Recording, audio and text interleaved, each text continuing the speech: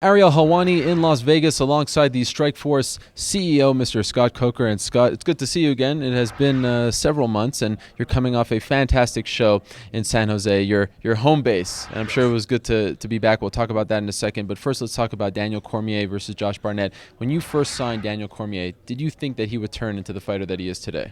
I mean, honestly, I had no idea. And it was Bob Cook, and I sat down, and he goes, "I want to introduce you to this guy." And he's a two-time Olympic wrestler, and in walks Daniel. And so Daniel walks in, we talked. I said, "This guy's smart, he's articulate, and obviously a great wrestler, being an Olympian." But I said, "Well, can he kick? Can he punch?" No, not right now. Does he do jiu-jitsu? Does he have any submission skills? He goes, not right now. So I didn't know what to expect, and we haggled about the pennies at that time compared to what he's making now, and I felt really good about him because he had a great backstory being a two-time Olympian. But I said, "This is Strikeforce. This is not a wrestle force. Right? I want some guys that are going to punch."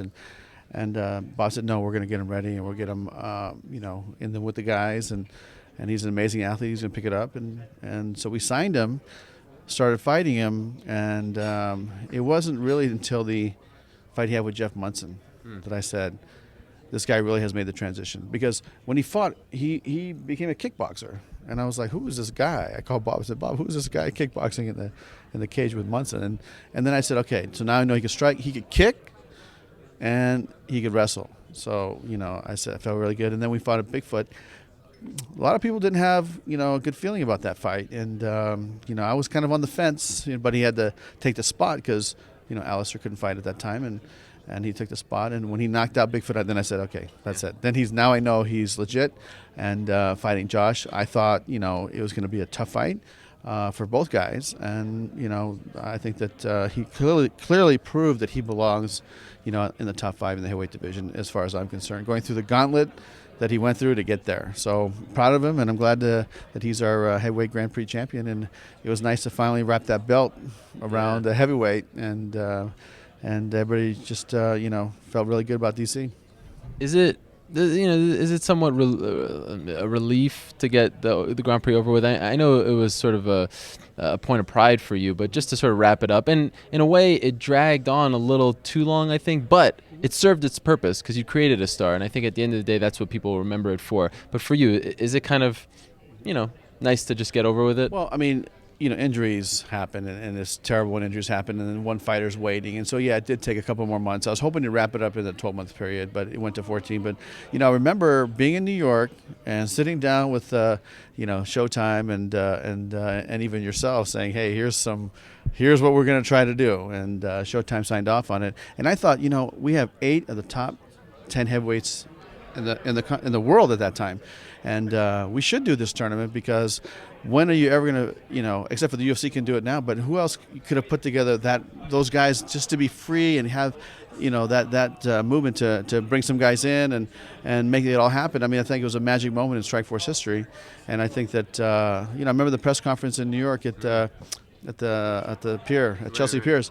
I mean, it was well attended. It was, felt like a big time tournament, and I think we launched well. And injuries, we got snagged up a little bit, but it does feel good to finally put the belt on. And like I said, DC will have one more fight in Strikeforce, and then he'll move over to UFC. And I think the beauty of that is that the fans and myself, everybody, will be able to see every fight that we want to see. Because it won't be he's in Strikeforce and he's over here, or he's now all the great heavyweights are under one umbrella, and the fights that I would like to see, other fans would like to see, are going to happen. So it's an exciting time for the heavyweight division. Both DC and Barnett have one more fight in Strikeforce, but they're the last 2 heavyweights remaining in Strikeforce. So who are you going to bring in to have them fight and to keep their momentum going, not take a step back? Well, I think that keeping the momentum going is going to be up to them. But I think these 2 guys can fight anybody in the world, and I think that maybe they take a look at how these fights work out tomorrow night, and they won't bring a UFC guy over to Strikeforce. We've tried that already with Gilbert. You never know. I'm not saying that they will, but you never know, right? So and then there's a couple other guys, free agents out there, and let's see what happens, because free agents happen quite often in this sport, and a guy becomes hot overnight in the sport. So I'm confident by the end of the year, Daniel will have his last fight with Strikeforce, and then he'll be fighting in UFC. You have no idea who he'll fight yet, right? No, it hasn't been determined, and I think they're going to wait to see what kind of time frame, because timing's an issue with these guys, and that injury, he's going to have surgery on it in the next couple of weeks, and then it's going to take probably 6 months to get him back. They call him the Black Fedor. A lot of people want to see him fight Fedor. Is there any chance that you bring Fedor back for one more fight? Boy, you know what? I think that Fedor's going to retire after his next fight. In That's what they all say, though. Yeah, you're right. Yeah, you're probably right. I mean, you know what? But Fedor, working with Fedor, it was an honor and a privilege, for me and Strikeforce to work with him. But it's tough working around the management team, right? So I think that as much as I'd like to, I think that might be a tough challenge. Now, in the co-main event, you had Gilbert Melendez beat Josh Thompson. Another great fight. The trilogy is over. How do you keep Gilbert happy? Because it seems to me like every time I see him, every time I hear him on the mic, and even after that fight, of course, he had just been through a war, he's getting a little more irritated, losing a little more patience. How do you keep this guy happy? He still has 3 more fights left on his contract. Gilbert's a professional, and, he's getting paid to fight, getting paid extremely well. And we're going to find other guys for him to fight, and with Josh, he's saying, "Oh, I didn't want to fight," and I wasn't motivated to fight Josh. But let's face it, Josh is a tough guy, and those two guys just have each other's number. And I knew that fight was going to be a barn burner, and it's a fight that Gilbert almost lost. Let's face it, and a lot of judges, media judges that I talked to, we're kind of mixed on how that, and reporters too, on what the outcome should have been. But to me, I think the outcome was correct, and Gilbert moved on. But I think, people say Josh, people say Josh shouldn't have fought him, but he proved that he's a top 10 lightweight with that performance. I don't see how you couldn't do it. And people said, "Oh, were you disappointed Josh, didn't pull?" I go, "Hey, he did the best he could." And it didn't work out, but he definitely proved he deserves to be in there with the top 10. Tell me Josh couldn't fight any top 10 lightweight in the world. I think he's at that level. And with Gilbert, we're going to take a look at what Pat Healy does next, and we don't know who he's fighting next, but we're going to definitely put him in there with somebody tough and let's see how he does. And then, by the time Gilbert fights again, either, like I said, either we're going to sign somebody to come in and fight him, or we're going to take another look at Pat and see if he's the right guy.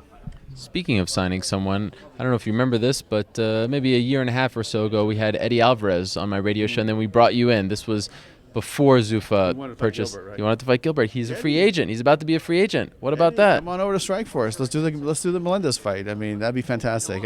I think that he's a guy that's extremely talented that we'd love to have in Strikeforce to fight Gilbert. It'd be great. Do you have any sort of knowledge of any dialogue between Eddie's camp and Zuffa, UFC or Strikeforce? No, I'm not, aware of any dialogue. But if he is a free agent and he is really free of any contractual relations, make the call because Eddie, come on down. Let's put that Melendez fight together. Just want to get your thoughts quickly on the women's division. Okay. Ronda Rousey has turned into a megastar. She is all over the place, superstar. And she will be fighting Sarah Kaufman later on this summer. We're hearing August. By the way, do you have a definitive date on that one? No, there's no date, okay. But it'll be sometime before the end of summer. Okay. Mm-hmm. The question I wanted to ask was: it seems like all the focus is on the 135-pound division. Cyborg stripped of the title. On Twitter, she has been teasing that she's getting ready to drop down to 135. Her suspension is up in December. Mm-hmm. Are you sort of feeling that at some point we're going to see a collision course between Ronda and Cyborg? I think that's going to be inevitable. I think that fight will happen at some point. And, we're just waiting for Cyborg to, get off her suspension. But that conversation will happen once she's back ready to fight. Because her and Ronda at 135, that might be the highest rated show on Showtime for the year or for for the past fights we've done. So women's fights always rate well on Showtime, and Ronda's always delivered. That armbar is unbelievable, and she's she proved with Misha, she's proven with the other girls that she can fight a kickboxer, she can fight a wrestler, and fighting Cyborg, that's a whole nother level, and.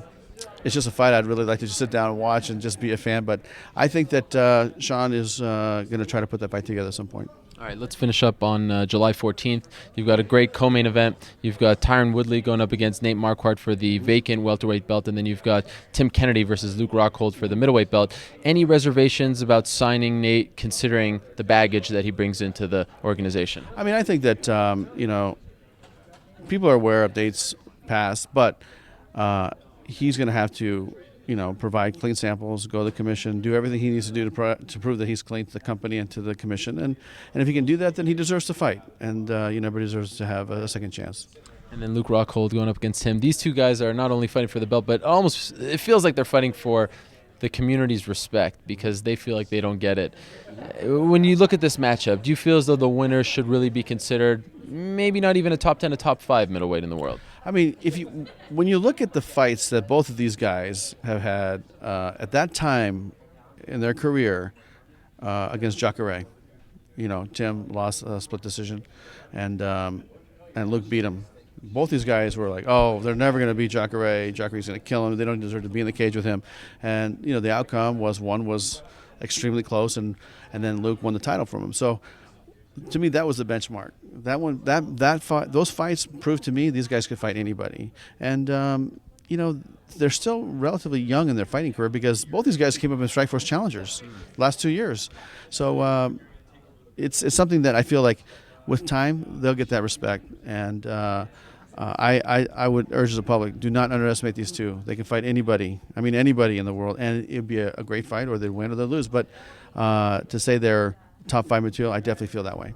Well, Scott, it's good to see you, and I have to sort of squint to see you now because I feel like every time I see you, you're losing weight in front of it. I mean, I've been working out. I've been training, man. It feels good, and I've been working out with my instructor back in San Jose, and getting back to my roots and training. So it feels good. And you were just in San Jose. I'm sure it felt very nice to be back there as well, right? It did, and congratulations on your baby. Oh, wow. Yeah. Thank you very much, Scott. Well, Strikeforce returns Saturday, July 14th at the Rose Garden in Portland, Oregon. You've got Tyron Woodley versus Nate Marquardt for the Strikeforce welterweight belt, and then Tim Kennedy versus Luke Rockhold for the Strikeforce middleweight belt. Always good to see you, Scott, and we look forward to the 14th. Thanks, Errol.